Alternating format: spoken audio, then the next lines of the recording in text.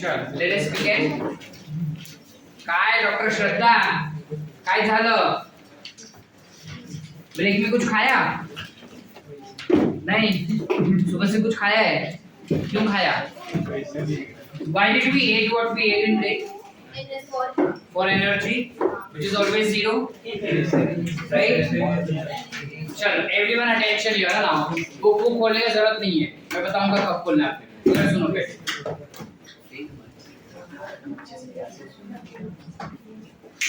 जो हमने खाना खाया या जो हमने नाश्ता किया, that is for what? So that हमको एनर्जी मिले. How does food provide us with energy? How does food provide us with energy? That food particles have something called as hydrocarbon compounds. Yes. So generally you have carbon chain which is present in there. Yes. इस carbon chain में बेटा यहाँ पे इस bond के अंदर energy store किया जाता है. जब हमारा बॉडी इस पर्टिकुलर बॉन्ड को तोड़ता है, जब हमारा बॉडी इस पर्टिकुलर बॉन्ड को तोड़ेगा तब एनर्जी रिलीज होता है. That energy which is released in the form of heat, plus it is also stored in the form of ATP. But this happens when you have digestion taking place in something called as stomach, and stomach के बाद it gets digested into something called as small intestine. From there it gets absorbed and you have something getting entered into your bloodstream, which is nothing but glucose molecule. For example, we are taking glucose molecule. Of course, you have proteins, you have lipids, which are also present in it. This glucose further gets broken down and provides you with something called as ATP. तो ये glucose जब ATP में तोड़ दिया जाता है तो वो डायरेक्टली नहीं टूटता है, उसको उस समय ऑक्सीजन भी लगता है. बिना ऑक्सीजन के ये ग्लूकोज कभी टूट ही नहीं पाएगा ढंग से. Production of ATP molecule. For this specific reason, because we need oxygen, you have something called as respiratory system which is present in your body. Or as we would say, this is the reason why we opt for breathing. Why do we breathe? हम सांसें लेते ही क्यों हैं? It's because जब हम सांसें लेते हैं तब you have something called as oxygen which enters into your lungs, and from lungs that oxygen is delivered to your blood vessels where the glucose or other respiratory substrates are present. बराबर है बेटा? अब जब ये यहाँ पर आ जाता है, ग्लूकोज के साथ ऑक्सीजन मिल जाएगा. With the help of enzymatic activities, this glucose gets broken down to produce something called as ATP. But along with that, एक और byproduct बनता है which is carbon dioxide. ये carbon dioxide generally बनता है हमारे tissues में, और ये carbon dioxide tissues को poisonous बना देता है. तो जितना ज़्यादा CO2 रहेगा उतना वो tissue या cell poisonous होते जाएगा, और जितना ज़्यादा वो poisonous होगा उतने हमारे cells damage होते जाएंगे. ऐसा ना हो इसलिए इस पर्टिकुलर CO2 को वापस से लंग्स में दे दिया जाता है. समझ पा रहे या नहीं? ऑक्सीजन हमने लंग्स के पास से लिया और CO2 हमने लंग्स को दे दिया. लंग्स के द्वारा ये CO2 बाहर चले जाएगा. यस और ये हमने क्या किया? Exchange. So that is nothing but what we have to understand in detail. So the chapter that we are starting up with is breathing and exchange of gases. Why did we do all this process? Because we wanted something called as energy in the form of ATP. Are we clear? Yes. Everyone? Yes. बिना ATP का हमारे body में कोई action या activity ही हम नहीं कर पाएंगे, है क्या? अब ये ऑक्सीजन लेने का जो कार्य होता है, the process of taking oxygen from the surrounding atmosphere, हर एक एनिमल्स और प्लांट्स में अलग अलग तरीके से लिया जाएगा. प्लांट्स में तो स्टोमाटा से भी लेते हैं, लेकिन जब हम एनिमल्स का बात करते हैं, हर एक एनिमल्स में इसको अलग अलग तरीके से लिया जा सकता है, डिपेंडिंग ऑन कि वो कहाँ पे रह रहा है, कैसा जी रहा है, कैसे सरवाइव करता है, किस एनवायरनमेंट किस हैबिटेट में रहता है उसके बेसिस पे उसका बॉडी वैसा मॉडिफाई है। जैसे फॉर एग्जांपल अगर हम बात करें सिंपलेस्ट ऑर्गेनिज्म का व्हिच आर पॉरीफेरेंस बेटा, yes or no?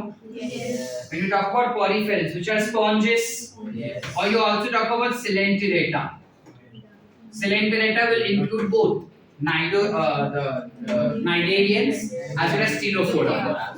ये जो organisms है और ये जो organisms होते हैं they basically are responsible for respiration. You also have flatworms.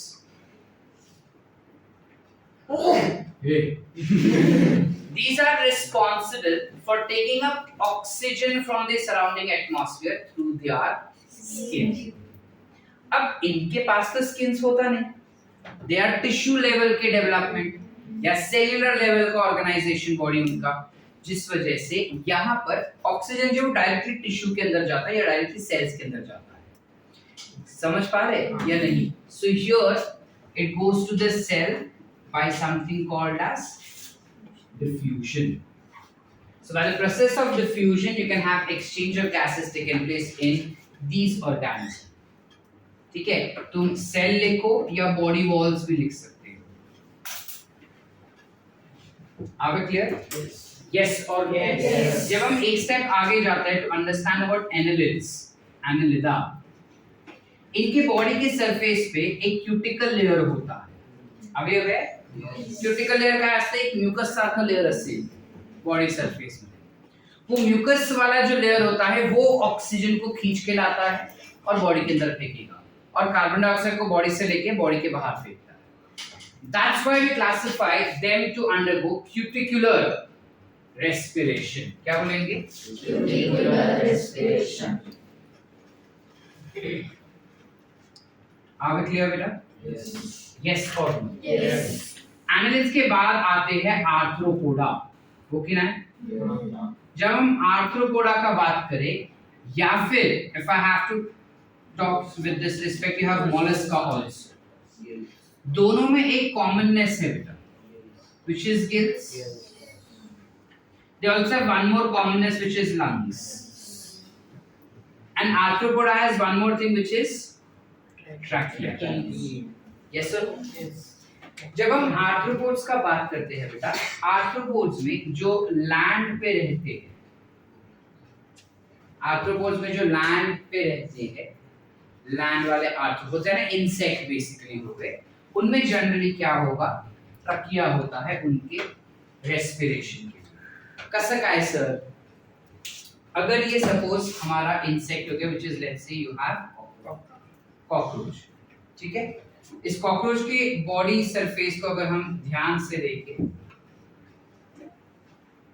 तो अंदर से पूरा कैविटी वाला होता है, खाली होता है, जिसको हम कहते हैं हिमोसील। काय म्हणतात?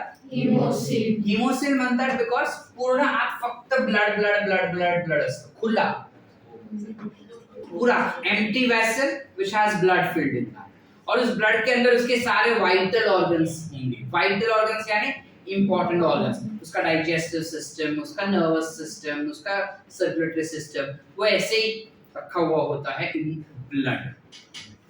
ठीक है, उसके पास कोई ट्यूब व्यूब नहीं होता, ठीक है, उसका हार्ट ऐसे ही ओपन रहता है, उसका मतलब there is no tubular system, open होगा बेसिकली। ठीक है, तो इनमें क्या होता है, इनके बॉडी के सरफेस पे कुछ ऐसे छोटे छोटे पोर्स होते हैं, जरा पर मतलब स्पाइरैकल्स।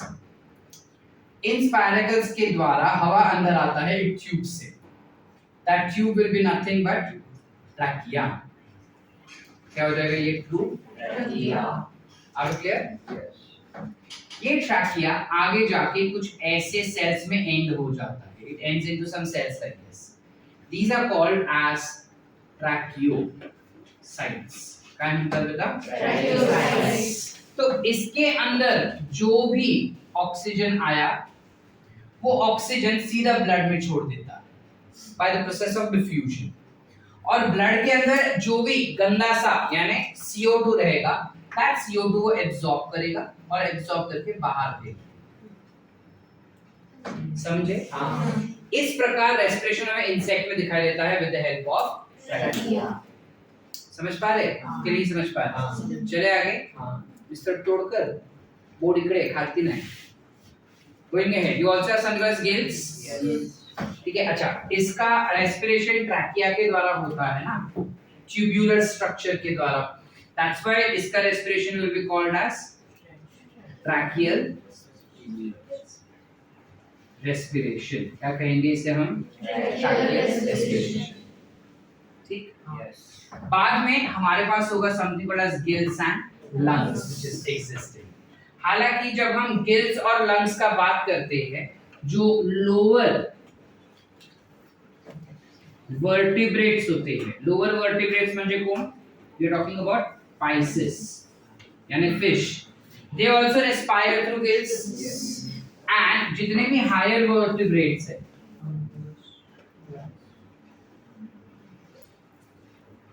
higher vertebrates जो रहेंगे, which includes your birds, reptiles, amphibians, mammals, they will have lungs for their respiration. ठीक है.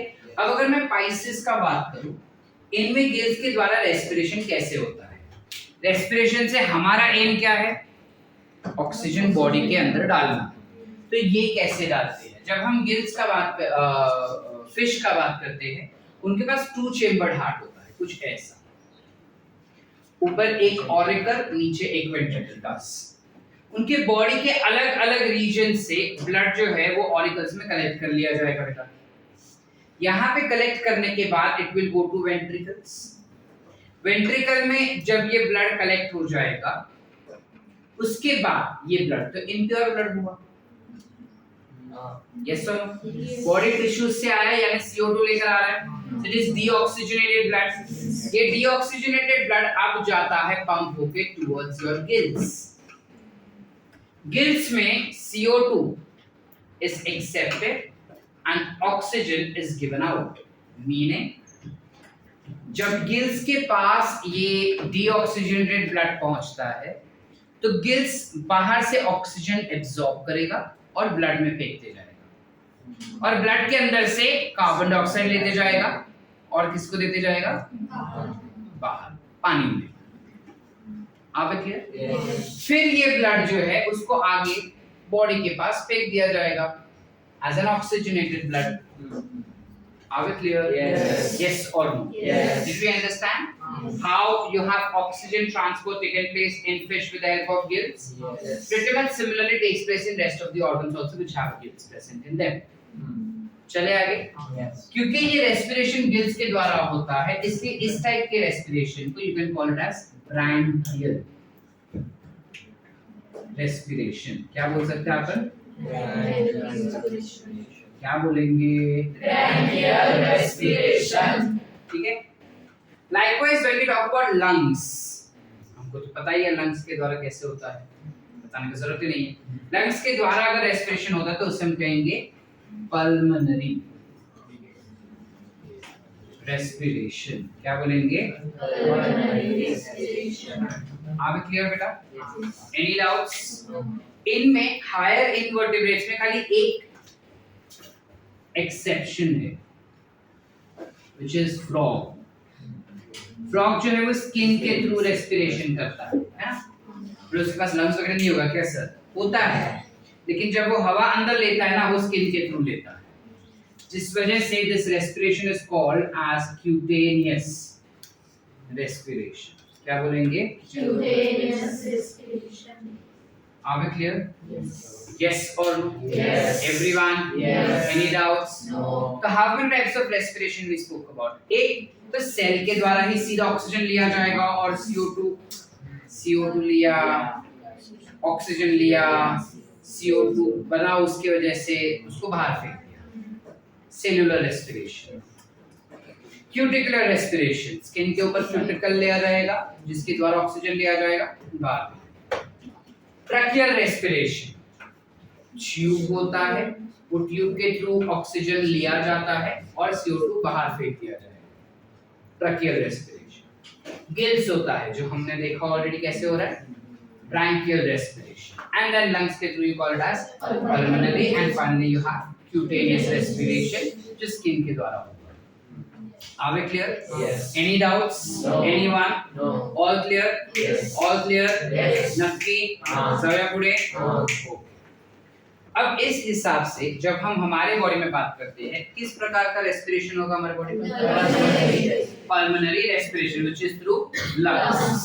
तो अगर सपोज हमारे पास एक इंसान है जिसका नाम है अथर्व तोड़कर, ठीक है, इस हीरो के पास नाक है जो बार बार काटते फिर भी उग जाता है, ठीक है, it has something called as nose which is present.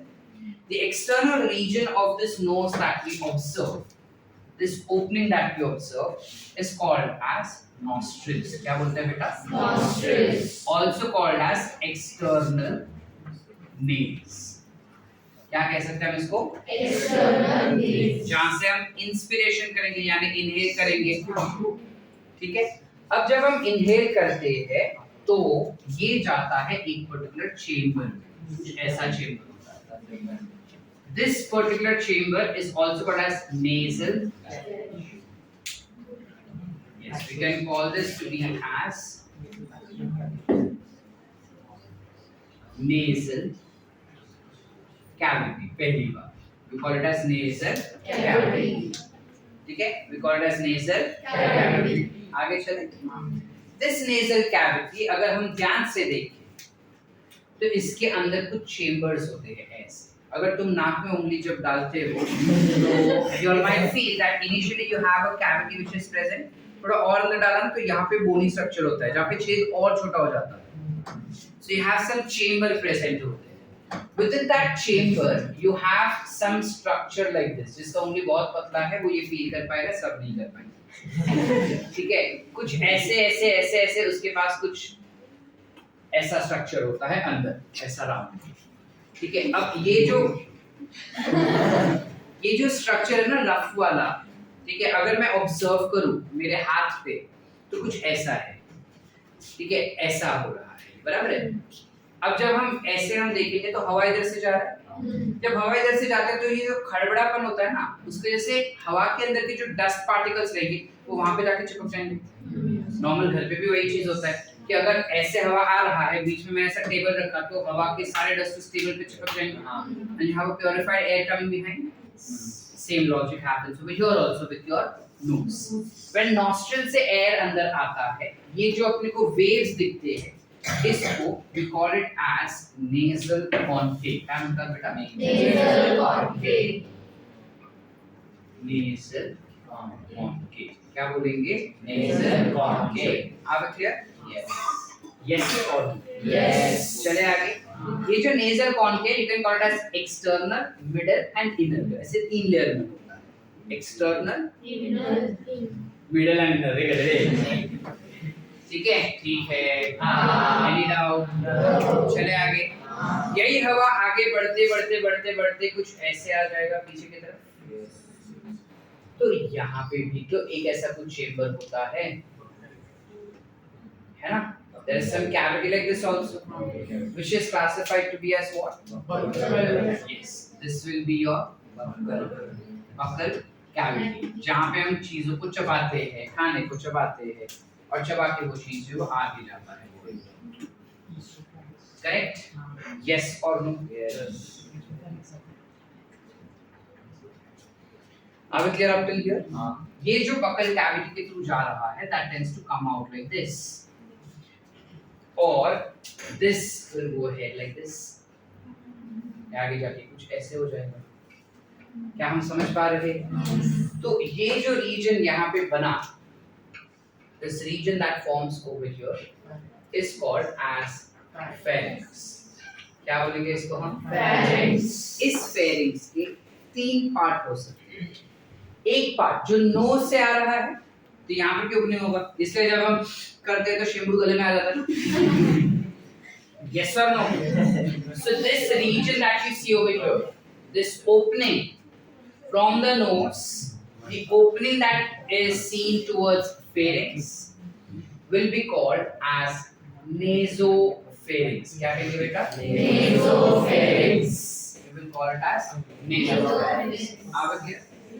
Nasopharynx can also be called as, ये external layer था ना जो बाहर से ओपनिंग है नोज का, ये अंदर से ओपनिंग है, तो you call it as Internal. आसान।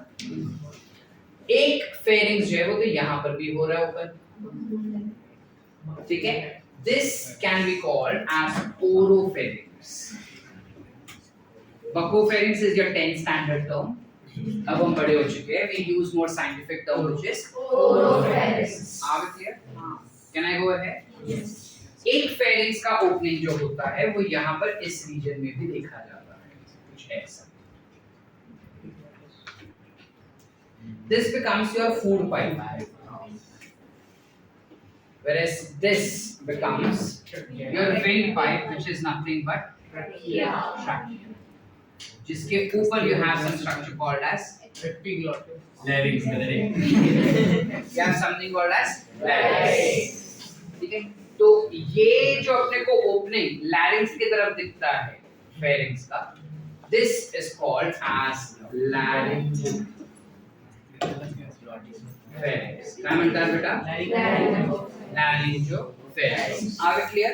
Yes. Once more or understood? Understood. आसान है, बेसिक चीज जो बचपन में भी पढ़ चुके हैं। इसी लैरिंक्स को अगर मैं साइड में निकाल के ध्यान से पढ़ूं कि ये क्या है, तो इसका स्ट्रक्चर ना कुछ ऐसा हो जाता है,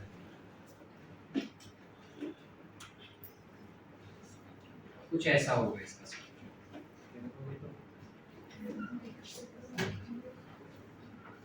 ठीक है। So you have an opening over here basically. This becomes your opening like this. Are we clear? Yes. Yes or no? Yes. This opening that we see over here is nothing but laryngopharynx. इसी laryngopharynx को we can call it as glottis। क्या कह सकते हैं अपन इसको? Glottis। Clear है? Any doubts?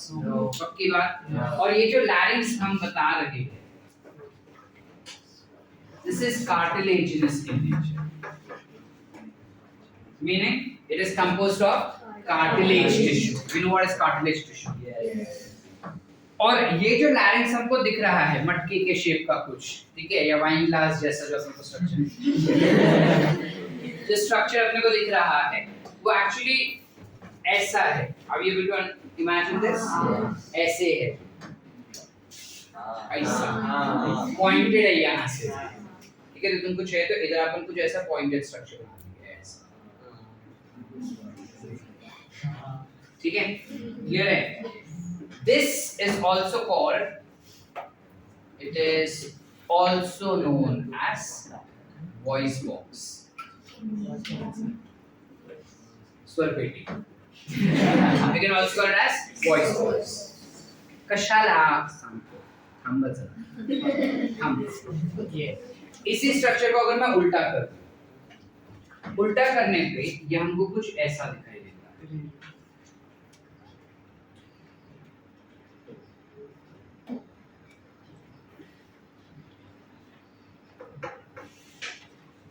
Somewhat like this it is।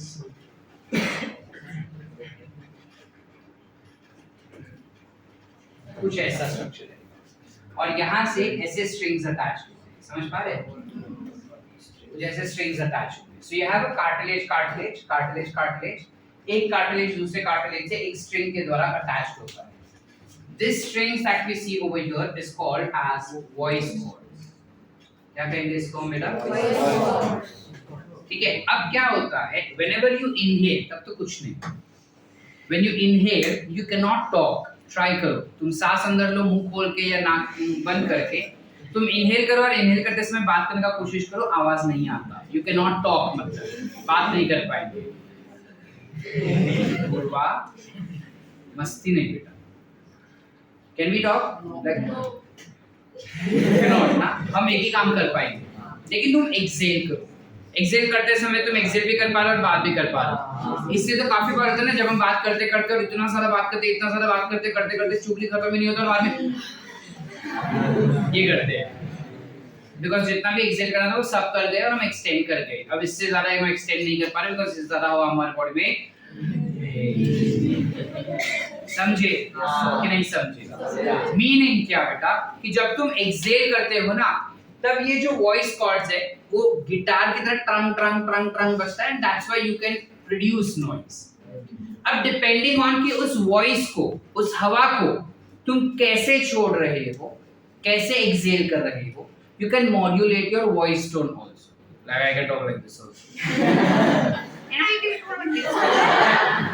Both the ways we can do, depending on us. ठीक है? This is possible because we can modulate the way how the sound is, the way how air has been exhaled by the body. However, naturally, if you see, male voice is always of lower pitch and female voice is always of higher pitch. ठीक है?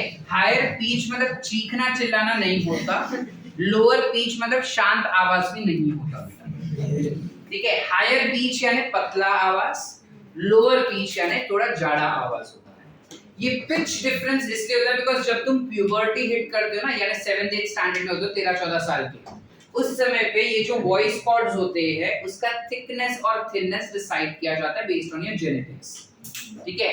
And based on that you have voice production taken place. Like for example जब guitar भी बजाते हैं तो उसकी strings अगर पतली होती है ना, जो बचपन में खिलौने होते हैं वो पतले वाले तार होते हैं, तो उसका वॉइस भी काफी पतला प्रोड्यूस होता है। लेकिन जैसे तुम एक्चुअल गिटार देखते हो तो उसके कॉर्ड्स का थिकनेस भी अलग होता है, उसका डिस्टेंस भी अलग होता है, एंड वो बचपन से थोड़ा ज्यादा थिक होता है।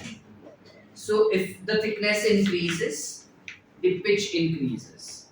The pitch decreases. If the thickness reduces, the pitch is increases. So when we talk about female, they would generally have high pitch voice with them. Whereas for males, they would always have low pitch. low pitch voice.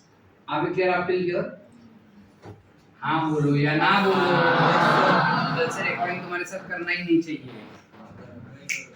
हाँ नहीं करेंगे, पता नहीं। Clear यहाँ तक? Everyone? Yes.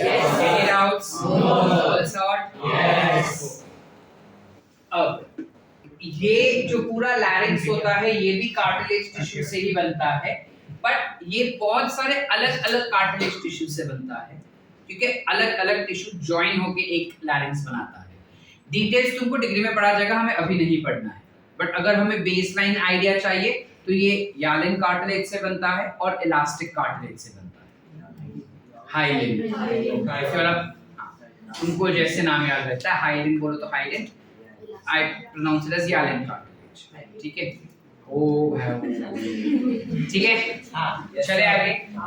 अब इसी particular larynx के ऊपर जो ग्लॉटिस लगा हुआ है ना, जब हम खाना खाते हैं, ठीक है, या जब तुम कोई भी सलाइवा को स्वॉलो करते हो, अब सपोज ऐसा तुम्हारा लैरिंक्स है, ठीक है, एक बंदे को मैं ऐसा पकड़ के दिखा रहा हूँ, ठीक है, सपोज ये तुम्हारा लैरिंक्स है, तो तुम्हारा टंग कुछ इधर ऐसे मूव हो रहा है, ठीक है, imagine this is your tongue ऐसा। सो जब तुम सलाइवा अंदर डालते हो तो ये टंग जो है ऐसे पीछे की तरफ रोल हो जाता है। तुम नोटिस भी करते होगे, अभी अभी चाहे तो तुम सलाइवा ऐसा डाल के देखो, तुम्हारा टंग जो है थोड़े पीछे सरकता है, तो पीछे सरकता मतलब वो लैरिंक्स को से बंद कर देता है, ग्लॉटिस को से बंद कर देता है, तो automatically the saliva will enter into your esophagus instead of entering into the larynx. जब तुम बात करते हो तब हवा बाहर निकल रहा है ना, इसलिए टंग से यहाँ का स्ट्रक्चर जो है वो बाहर आ जाता है, so the air can easily pass outside. When you stop talking and again you swallow your saliva, it tends to go back, saliva swallow हुआ फिर से बाहर आ जाएगा। मतलब आइडियल सेंस में ये हमेशा ओपन ही रहता है, सिर्फ जब तुम कुछ खाते हो तब ये क्लोज हो जाएगा, बिकॉज तुम्हारे टंग से अटैच एक कार्टिलेजिनस टिश्यू होता है बेटा, which is called as epiglottis. क्या बोलते हैं उसको? Epiglottis. So tongue से attached you have a particular tissue, a round shaped tissue which is present, we would say, which will be called as epiglottis. This epiglottis is composed of thin elastic cartilage. Elastic बोलो या elastic बोलो, it's pretty much same. Elastic लिख दो. It is composed of thin elastic cartilage. आप क्या बेटा? Yes. Yes or no? Yes. All clear up till here? Yes. Any doubts? No. नक्की. इसलिए जब कभी भी काफी बार बात ऐसा होता है. That's because जब तुम बात करो तब तुम्हारा सलाइवा जब तुम ऐसा निकलना चाहते हो ना, तब गलती से instead of esophagus it goes to windpipe which is larynx में चला जाता है. इसलिए हमारे बड़े जो रहते हैं वो हमको बोलते हैं ना कि खाते समय बात नहीं करना चाहिए. क्यों बात नहीं करना चाहिए वो उनको भी नहीं पता, क्योंकि उनको उनके बड़े बोल के गए ना खाते समय बात नहीं करना चाहिए. बट अब तुम बता सकते हो कि खाते समय बात इसलिए नहीं करना चाहिए बिकॉज जब तुम बात करते हो तो तुम्हारा एपिग्लॉटिस या ग्लॉटिस जो है वो ओपन है, तो जो खाना है वो पॉसिबली उसके अंदर जा सकता है, और उसके अंदर गया तो हमें खांसी आ जाएगी. तो क्या सर खांस लेनी बहुत जरूरी है. अगर ज्यादा खाना गया और वो चोक हो गया तो तुम मर भी सकते हो, बिकॉज जब वो अंदर चला जाता है तो तुम सांस नहीं ले पाते. You wouldn't be able to insert air और रिमूव एयर, तो वो चोक हो जाएगा. इसलिए कहा जाता है खाते समय बात नहीं करना चाहिए. Simple. Any doubts up till here? नक्की. Another name for larynx which is also very commonly utilized is Adam's apple.